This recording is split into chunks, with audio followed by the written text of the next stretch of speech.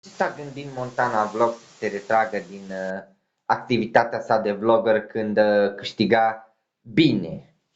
Astăzi vă voi lămuri această întrebare și știu că voi care sunteți fanii lui și eu sunt fan, veți fi triști și uimiți de ce. Dar eu am răspunsul la această întrebare pe care mulți și-o pun în mintea lor și le...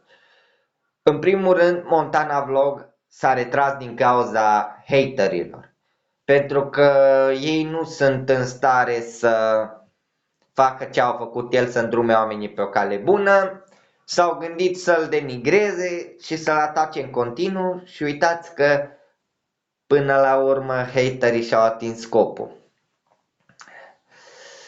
S-a săturat să-i fie atacată iubita pe care o are. Și de aia au zis să încheie socotelile cu YouTube, pentru că uneori pe YouTube se află niște pandalii de oameni care fac de rușine YouTube-ul.